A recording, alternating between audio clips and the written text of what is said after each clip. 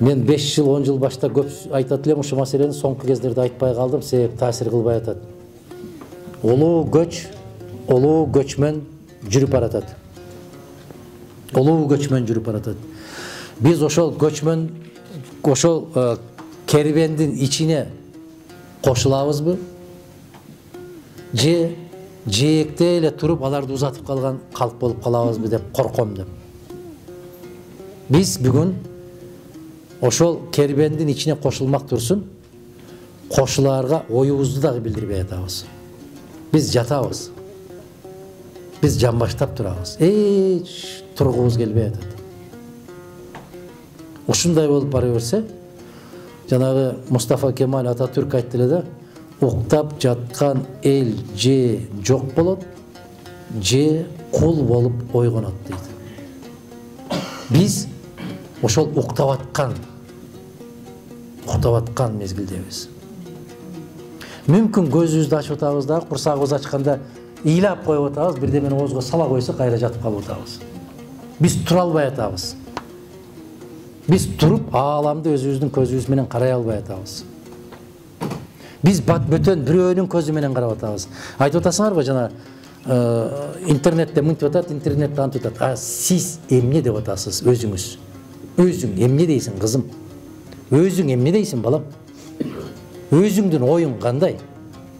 Эмне үчүн кандайдыр бир киши сага жазып койсо, сен ошону туура дешиң керек. Же туура эмес дешиң керек. Эмне үчүн? Өзүң эмне деп атасың? Кандай деп атасыңар? Мен кантип салыштырсам болот да? Мына силерге бир тамак жасап келди дагы. Бирөө айтып атат да, курсагың ач, аябай ач. Муну жебе. Неге? Бул ууланган. Дейт. Туруп калып атасың да. Анан сен ары караганда ал бирден алып оозуна салып коюп атат өзү. Сен ар жакта караганда бирден алып оозуна салып коюп атат. Сен ачка кезерип отурасың. Кол салайын десең, болбойт дейт. А сен көрүп калып атасың анын оозуна салып атканын. Бирок албай атасың. Эмне үчүн? Эрк жок. Эрк жок. Мен сөзүмдүн башында баштаган, парасат жок. А эгер ууланган болсо, бул эмне жеп атат деген суроону бере албай атасың да садага. Ал сага тыюу салып атат. Же тескерисинче, муну ичип жибер деп атат. Өзү ичпейт.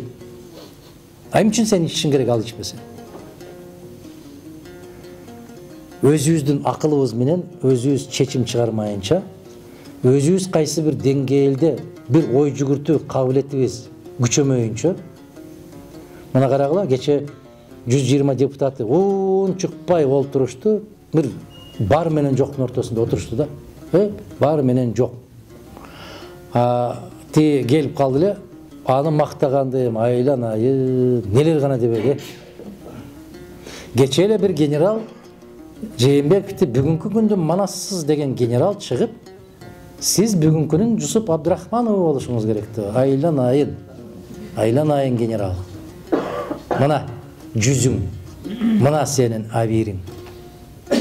Мына кече тиги жакта жатканда, мына Рахман Разыков кабар алып келип атты ал жигиттен. 120-нын бирөөсү да кабар албаса керек. Азыр Рахман Разыков кайда дагы, 120 кайда.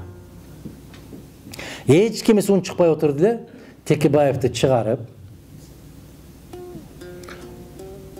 ушул жигит үчүн деп бирөө мандатын тапшырып, анын мандатына бир заматта ошол эле күнү а кишини бекитип, а киши кирип ага кеңешчи болуп, конституцияны кичине эле бузуп койсоң болот деп аны көндүрүп, мына бир кишинин кылган иши кандай болот? Мына нес басып отуруп калышты эле. Баштаганга киши жок да. Бир киши кирди дагы. Калган эмне болуп атканын мен айтпасам деле түшүнүп атасыңар. 28-нен кийинки ар бир алган айлыгы арам. 28-нен кийинки ар бир кабыл алган чечими мыйзамсыз. Мыйзамсыз. Ошону түшүнбөй атабылар, түшүнүп атат. Бирок эл эч кандай талап койбогондугунан улам отура беребиз деп атат. Силер кандай дейсиңер?